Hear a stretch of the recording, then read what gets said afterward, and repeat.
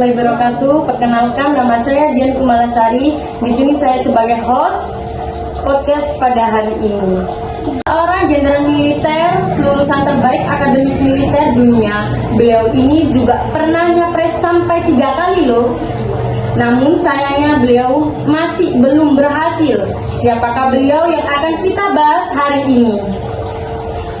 Ya, benar sekali.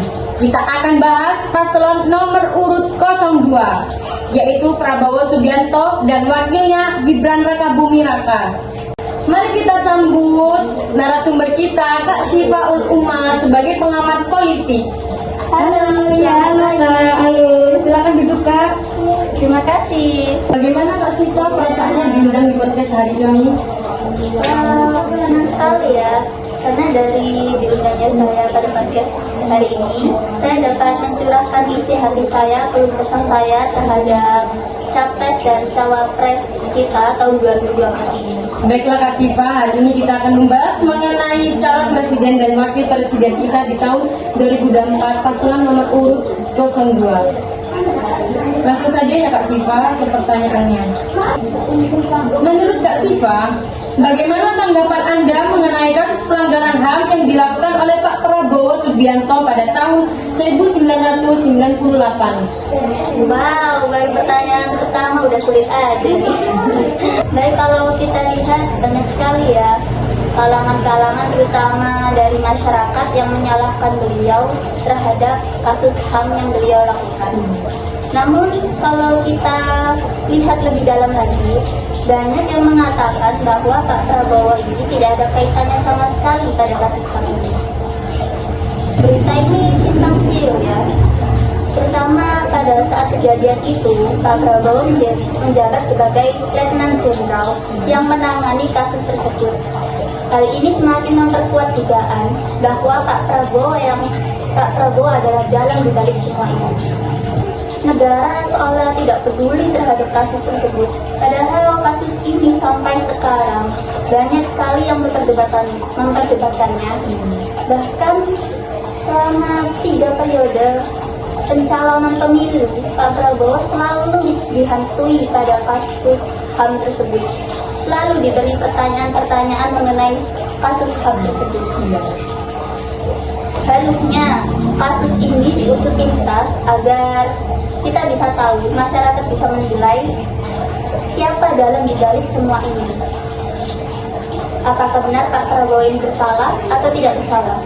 Kita harus usut tuntas sehingga tidak menimbulkan kecurigaan. Menurut saya itu saja. Pertanyaan nomor 2.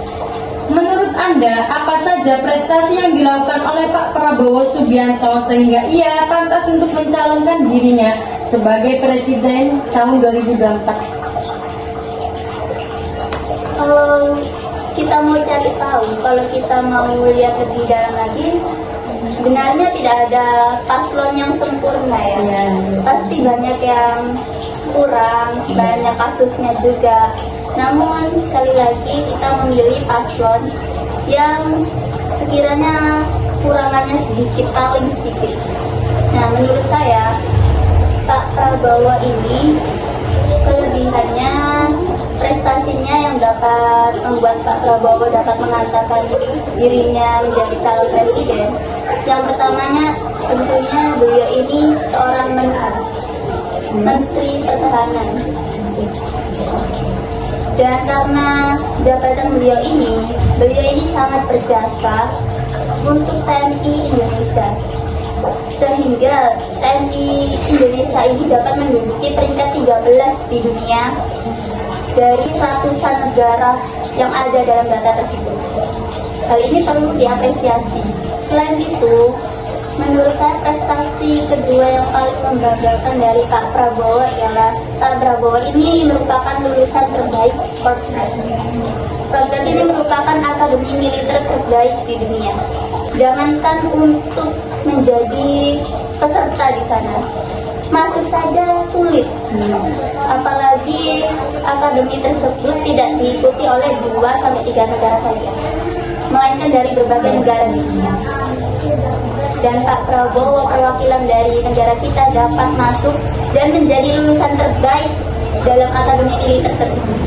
Dan yang terakhir, Pak Prabowo ini juga beberapa kali sempat memimpin operasi militer yang cukup berbahaya di usianya yang masih muda. Dan operasi yang cukup terkenal yaitu operasi Timur Timur. Ya, menurut saya itu beberapa prestasi dari Pak Prabowo yang membuat beliau patut dan pantas untuk mencalonkan dirinya sebagai presiden. Kalau kita usut lagi, kalau kita lihat lagi, sebenarnya cukup banyak juga prestasi dari Pak Prabowo dan wakilnya. Pertanyaan yang nomor 3, Kak Siva, pertanyaan yang terakhir ya.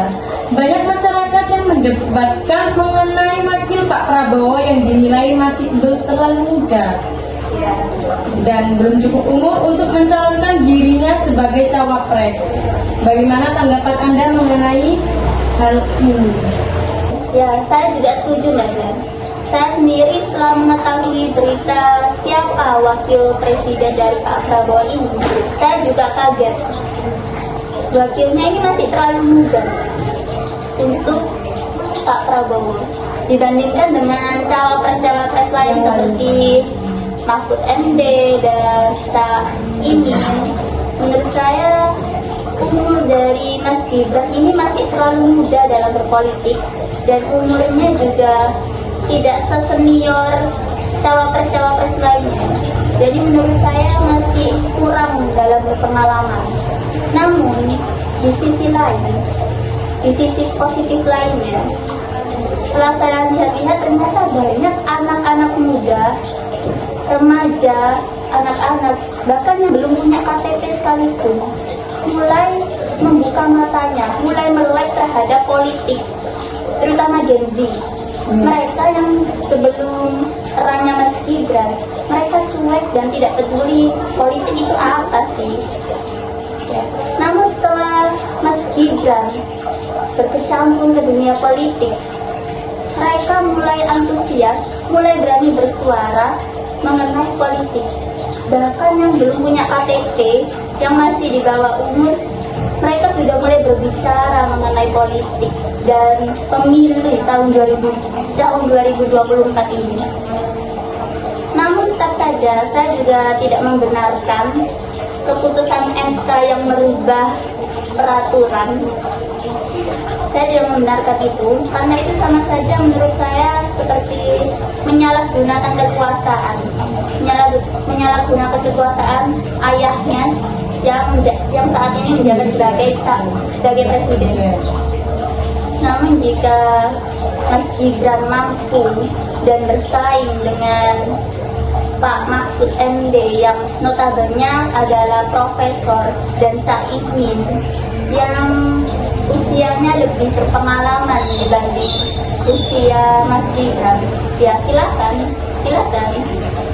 Karena kalau kita lihat juga perkembangan Solo setelah dipegang oleh Mas Gibran ini, perkembangannya cukup luar biasa ya, cukup membuat kita melungu.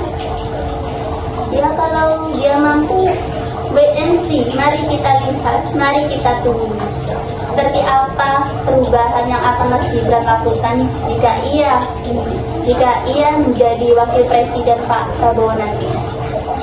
Baik, cukup segitu saja pembahasan podcast pada hari ini. Terima kasih untuk Kak Siva telah meluangkan waktunya untuk datang ke podcast hari ini. Dan terima kasih juga kepada teman-teman yang sudah menyempatkan waktunya untuk menonton podcast hari ini. Dan mohon maaf apabila terdapat kesalahan dalam berkata maupun dalam perbuatan. Akhir dari kita podcast hari ini. See you the next time. Wassalamualaikum warahmatullahi wabarakatuh.